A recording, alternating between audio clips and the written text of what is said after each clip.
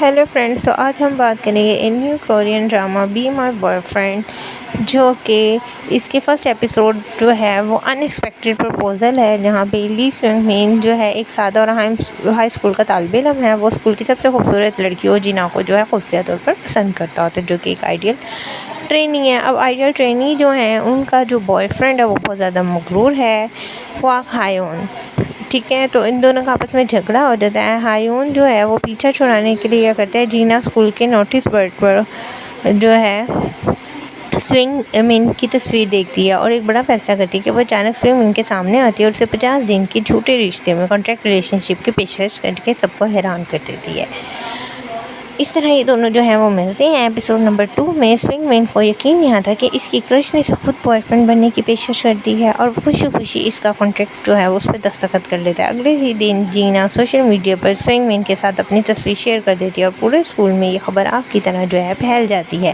School کا سب سے مقبول لڑکا کواک ہایون اور باقی طلباء یہ دیکھ کر رنگ رہ جاتے ہیں کہ اسکول کی کوئی نے ایک بالکل عام سا لڑکا جو ہے اسے اپنا پارٹنر چن لیا ہے۔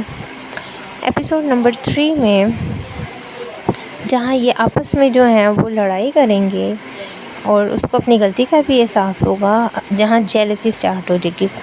کواک ہایون اپنی مطلب انسلٹ برداشت نہیں کر پاتا اور سونگ مین کو ڈرانے دھمکانے کی کوشش کرتا ہے۔ سونگ مین کو چیلنج کرتا ہے کہ وہ جینا کے لائق نہیں ہے، لیکن جینا عین موقع پر وہاں پہنچ کر سونگ مین کا ہاتھ تھام لیتی ہے اور وہ سب کے سامنے ظاہر کرتی ہے کہ وہ سونگ مین سے سچی محبت کرتی ہے۔ سونگ مین دل ہی دل میں خوش ہوتا ہے، لیکن اسے یاد رہتا ہے کہ یہ صرف ایک اور صرف ڈرامہ ہی ہے۔ ایپیسوڈ نمبر 4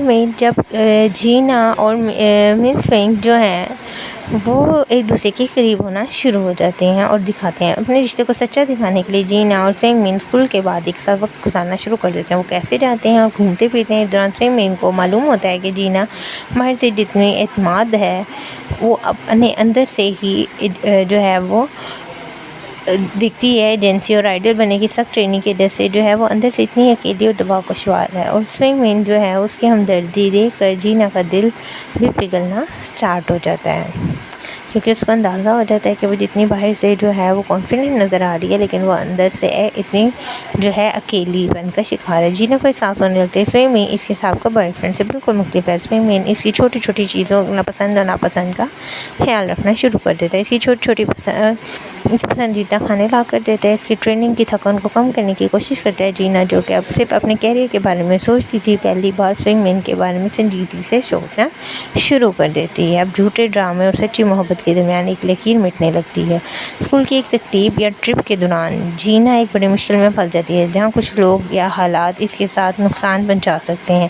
سونگ مین اپنی پرواہ کیے بغیر جو ہے وہ اس کے لیے آگے بڑھتا ہے، جینا کو اس صورتحال سے حفاظت نکالتا ہے۔ اس واقعے کے بعد جینا کے دل میں سونگ مین کے لیے عزت اور جذبات مزید گہرے ہو جاتے ہیں، لیکن وہ اپنے کیریئر کی پابندیوں کی وجہ سے خاموش رہتی ہے۔ اور جینا جو ہے وہ سونگ مین سے محبت کرنے لگتی تھی، لیکن اس کو بالکل نہیں بتاتی اس بارے میں۔ شک کا سایہ کواک ہایون کو یقین ہو جاتا ہے سونگ مین اور جینا کے دل میں کچھ گڑبڑ ہے اور یہ رشتہ سچا نہیں ہے۔ وہ ان کا سچ پکڑنے کے لیے ان پر نظر رکھنا شروع کرتا ہے۔ اسی طرح اسکول کی ایک اور لڑکی جو سونگ مین کو پسند کرتی تھی سونگ مین کے قریب آنے کی کوشش کرتی ہے۔ یہ دیکھ کر جینا کو شدید نفرت اور حسد اور جیلسی سٹارٹ ہو جاتی ہے، اور جس سے وہ ثابت ہوتا ہے کہ سونگ مین کو کھونا نہیں چاہتی۔ کانٹریکٹ کا آخری وقت آ جاتا ہے، 4 دن کا معاہدہ ختم ہونے کے بالکل قریب پہنچ جاتا ہے۔ سونگ مین اور جینا دونوں ہی ایک دوسرے سے محبت کرنے لگتے ہیں، لیکن دونوں کے دل میں یہ ڈر ہے کہ شاید دوسرا شخص صرف کانٹریکٹ کی وجہ سے اس کے ساتھ نبھا نہ رہا ہو۔ غلط فہمی کے باعث دونوں میں کوئی بھی اپنے جذبات کا اعتراف نہیں کر پاتا اور دونوں اندر ہی اندر اداس ہونے لگتے ہیں، اور کانٹریکٹ جو ہے وہاں پہ ختم ہو جاتا ہے۔ جینا کو انٹرٹینمنٹ ایجنسی اور اس کے اسکول ریلیشن شپ کا جو ہے وہ پتہ چل جاتا ہے۔ ایجنسی سے خبردار کرتی کہ رشتہ اس کے لیے ڈیبٹ اور کیریئر کو برباد کر سکتا ہے۔ جینا پر دباؤ بڑھ جاتا ہے۔ سونگ مین کو جب یہ احساس ہوتا ہے کہ اس کی وجہ سے جینا کا مشکل ہو رہا ہے مستقبل، تو خود کو پیچھے کرنے کا فیصلہ کر لیتا ہے۔ معاہدے کا خاتمہ بالآخر 50 دن پورے ہو جاتے ہیں اور کانٹریکٹ ختم ہو جاتا ہے۔ سونگ مین اور جینا دوبارہ سے عام طلباء کی طرح ایک دوسرے کے لیے اجنبی بن جاتے ہیں۔ اسکول میں اب وہ ایک دوسرے کے سامنے آنے سے کتراتے ہیں۔ سونگ مین کا دل ٹوٹ جاتا ہے، وہ اداس رہنے لگتے ہیں، جبکہ جینا کو بھی اپنی زندگی میں کے بغیر جو ہے وہ بالکل اچھی نہیں لگ رہی ہوتی اور ادھوری لگ رہی ہوتی ہے۔ اسکواک ہائیون کو ایک بار پھر جینا کو منانے اور اس کے قریب آنے کی کوشش کرتے رہے۔ جینا اسے سختی سے منع کرتی تھی کہ وہ جان چکے ہیں کہ ہائیون اس کا ماضی تھا اور سوئنگ مین ہی اس کا حال و مستقبل ہے۔ دوسری طرف جو ہے سوئنگ مین کے مخلص دوست اسے سمجھاتے ہیں کہ جھوٹا معاہدہ ختم اور سچی محبت نہیں۔ وہ اسے جینا کو اپنے دل کی بات بتانے پر آمادہ کرتے ہیں اور اس کی آخری قسط کی طرف ہم چلتے ہیں تو ضرور ہیپی اینڈنگ ہی ہے۔ سوئنگ مین اور جینا اسکول کے اسی مقام پر دوبارہ ملتے ہیں جہاں ان کا یہ 50 دن کا سفر ختم ہوا تھا اور شروع ہوا تھا۔ دونوں تمام ڈر اور ایجنسی کے دباؤ کے پیچھے چھوڑ کے ایک دوسرے کے سامنے سچی محبت کا اعتراف کر لیتے ہیں۔